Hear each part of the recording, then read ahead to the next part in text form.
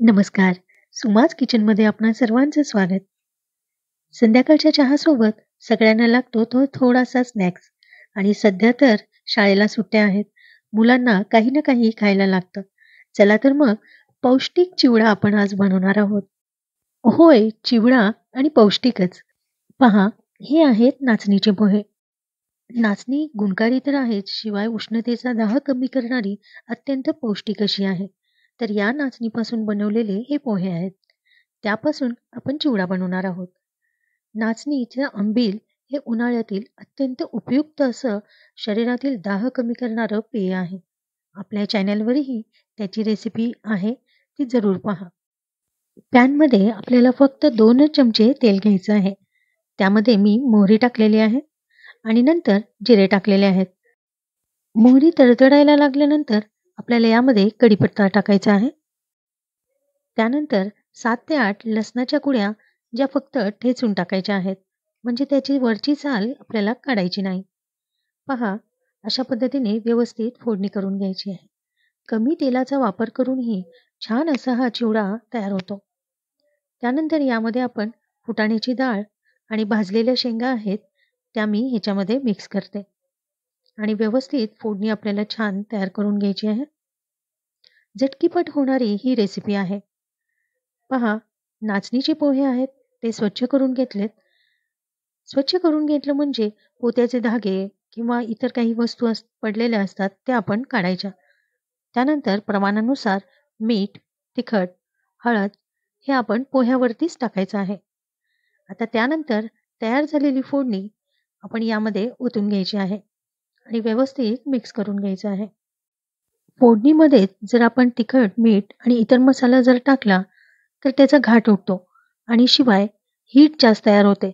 त्यामुळे असं न करता कच्च्या आपण जे मसाले टाकलेले आहेत म्हणजे तिखट, मीठ, हळद त्यामध्ये फोडणी टाकायची. त्यामुळे त्याचा उग्रपणा कमी होतो आणि चवही छान येते. पहा, व्यवस्थित मिक्स करून घ्यायचं आहे. यासाठी चिवडा कधीही बनवताना मोठं घमिलं किंवा मोठे पातेले घ्यायचे. या पद्धतीचे चिवडा बनवताना सोयीस्कर जातं आणि सगळीकडे मीठ, तिखट व्यवस्थित मिक्स होते. पहा, चिवडा हा छान तयार झालेला आहे.